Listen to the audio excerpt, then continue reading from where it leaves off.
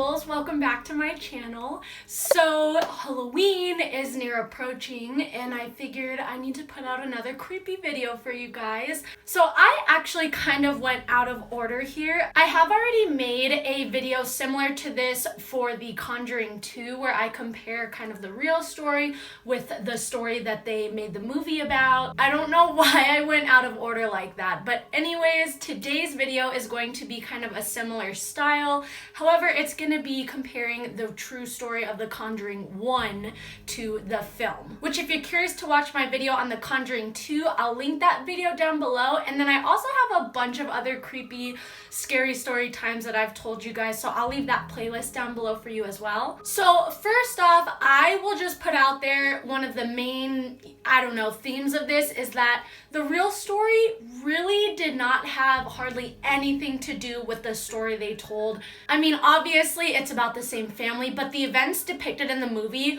hardly any of them happened in real life. And a lot of my information I'm getting from, I've watched lots of interviews of Andrea Perrin, which she's actually the oldest sister of the family. And that's one of the main things she says is, yes, I think the movie captured a good idea of the feeling that we had and kind of just big picture, but detail-wise, it's not really accurate. Let's get into the background story. So in 1970, the Perrin family bought the old Arnold estate, which is actually in Rhode Island. One thing that is true is all of the sisters' names. There were 5 sisters. There was Andrea, Nancy, Christine, Cindy, and April, just like in the movie. And one thing that the movie portrays in the beginning is the story of Annabelle, which absolutely zero correlation to the actual story of the Perrin family. Andrea made that very clear in a lot of her interviews, and she actually wrote a book which is called House of Darkness, House of Light, which I feel like she was turning it into a series. So if you're into reading about creepy stuff, I would check that out. I haven't read them myself, but she does have books where she gives all kinds of details. But anyways, that Annabelle thing in the actual movie, it was really just to tie in the story to Annabelle, a tactic that Hollywood does to make you want to go watch the Annabelle movie. The other major thing that really was not what the movie depicted was about Bathsheba, which was the creepiest, scary female the movie depicts as demonic spirit or apparition. One thing is Bathsheba was a real woman, but an interesting fact I found out is she actually did not ever live in the house at all. She lived near it, but she didn't live at the Arnold estate, which the Arnolds had the house before Bathsheba and her time came after that. And quick recap on Bathsheba is she was a very beautiful young woman. She married a very rich, kind man, which kind of stirred up a lot of jealousy within the town. And I guess there were a series of their children dying young, unexplainably. Mind you, again, this was a long time ago, so they didn't really come up with reasons as to why, but one of the main things she was accused of witchcraft for is she was taking care of a baby and the baby died, and the autopsy revealed that the baby died of a needle incision in the back of the skull. It actually showed it on the skull, and so that's when the rumors started that she was a witch and that she had been sacrificing her own children and this baby to kind of allow herself to be beautiful for the rest of her life. She was tried, but then she was acquitted of all charges. However, the town still just was terrible to her for the rest of her life. Which, things like that, I'm like, I really don't know what to believe. I don't know. I'm actually really on the fence. I think that kind of like the story says, if a lot of the town women were jealous, they're gonna create stories, they're gonna demonize her, But at the same time, that needle in the back of the head is a big sign of witchcraft, so I don't really know. But one thing is for sure that Andrea said that, Bathsheba was not a big part of the spiritual encounters they had there. She said one of the apparitions they did see was a woman, I don't remember if she said the head was completely severed or something with the neck is what the girls would see, which actually Mrs. Arnold did hang herself. So in the beginning of the movie and like in a lot of the trailers, it shows the tree with the movie says it was Bathsheba, but really it was Mrs. Arnold who hung herself. But Andrea described Mrs. Arnold as kind of a more nurturing spirit, if that makes any sense. I heard some things saying that she would tuck the girls in at night in bed. So yeah, the whole Bathsheba thing, I think they definitely played that up.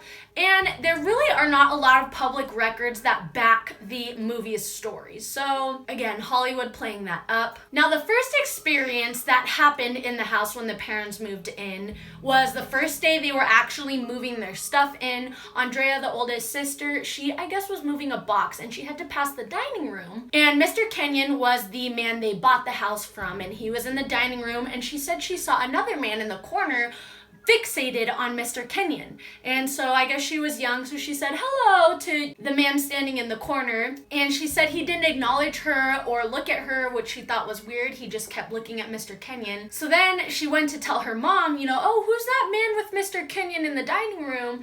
And the mom said, there's nobody in that room. And she said, yeah, he's in the dining room, which I guess at this point of the conversation, a couple more of her sisters came in and said, Mom, who's that man with Mr. Kenyon in the dining room? And then a fourth sister came and said, hey, that man who was in the dining room, he just disappeared. So right from the beginning, they had started to see apparitions, which turns out there really was not another man. That was a ghost or an apparition that was appearing. And I guess there were a lot of spirits that were not necessarily bad or demonic. I heard something about a sweeping spirit where, something would sweep the floor, leave the broom and the pile of swept up things in the middle of nowhere. Like, that was a thing that all of the girls said would happen a lot, and nobody actually did it. I did read something about at 5:15 every morning, they would smell a really bad rotting flesh smell, and that something would lift up the girls' beds, which that clearly was not very good.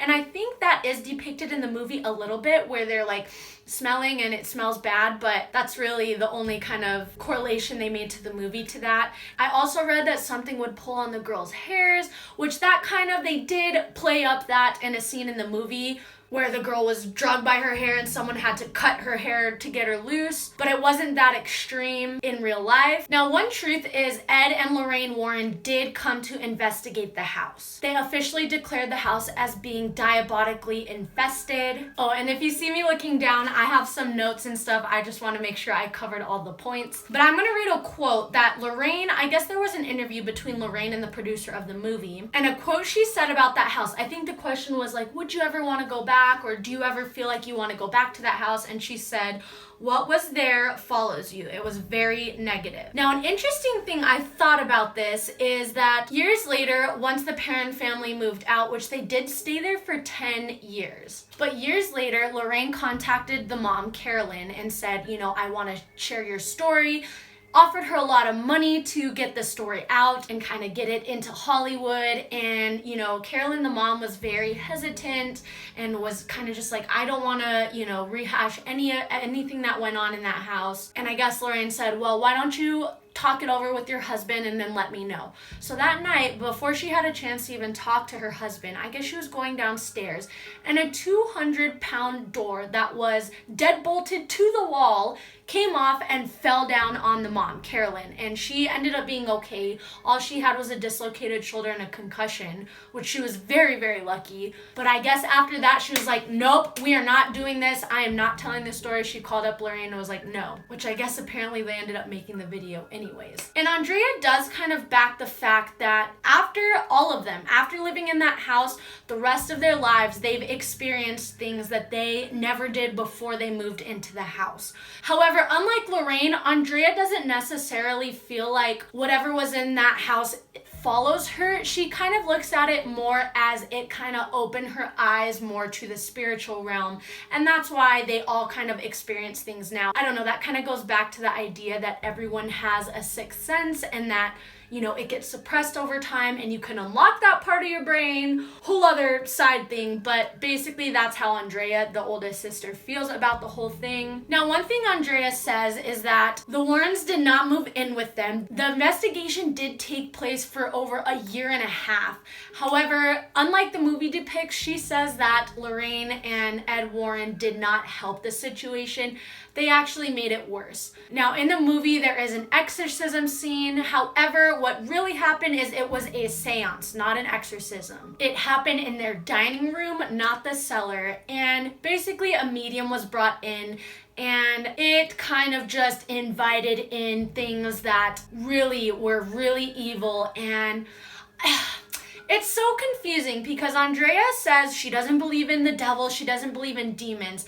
However, she does admit that some evil, negative something attacked her mom and that it made her speak in a language not of this world. She said that her mom actually did levitate in the chair and that something threw her 20 feet across the room in the matter of split seconds. She said that her mom contorted in the tiniest, weirdest ways to where, she didn't know how her bones weren't breaking.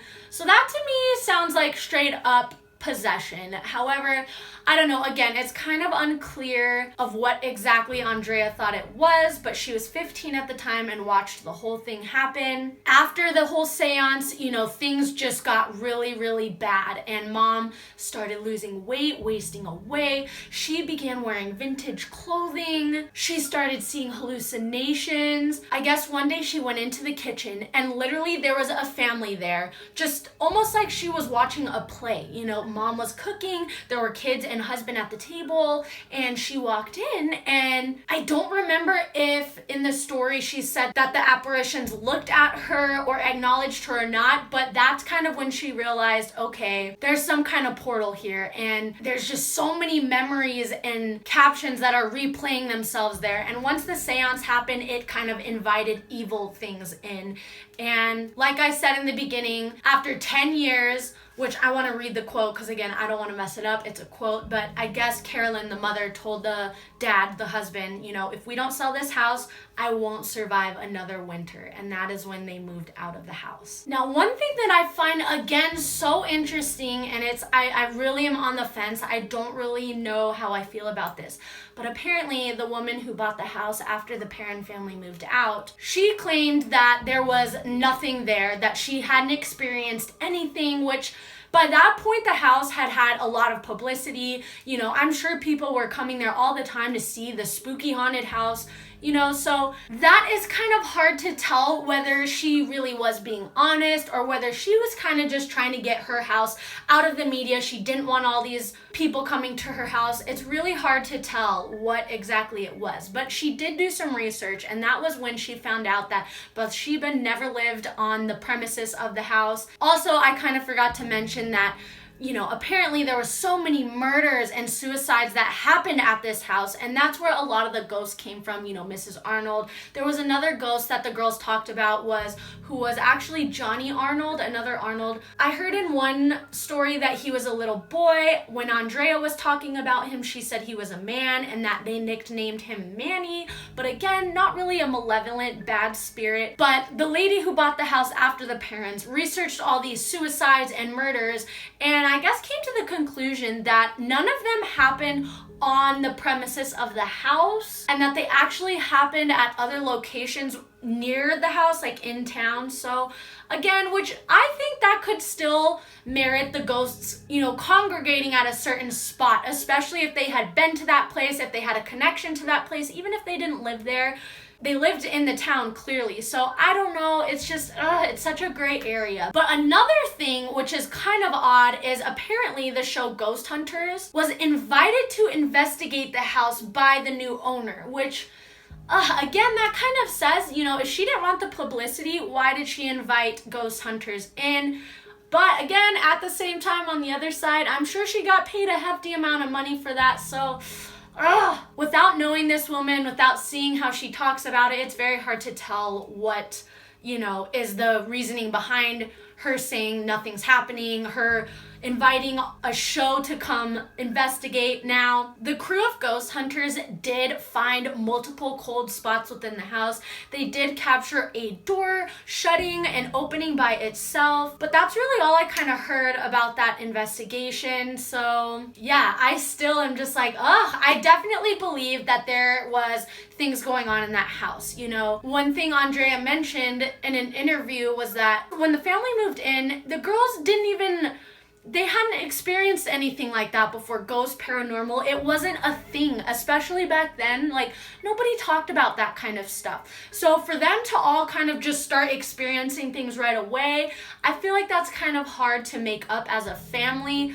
Again, I saw the interviews and I personally believe that Andrea was telling the truth about pretty much everything. But if you don't believe in this stuff, I can kind of understand your point of view too, where it's like, oh, well, there's nothing like that. So again, it's a very gray area, and the purpose of me making this video is just to kind of share the research that I did, kind of some of the facts between the movie and the real depiction from the Perron family. So yeah, I guess it's kind of up to you guys to decide what you think about it, which comment down below. I'm curious to see your thoughts on this story. What do you think about the new owner moving in? Do you think this whole thing really was kind of played up? Do you think it's true and that the new owner was trying to play it down? Like, what do you just think about this whole thing? But one thing for sure is this is a typical case where Hollywood takes a true story, says, oh, based on true events, it's true. And most of the scenes in that movie did not really happen.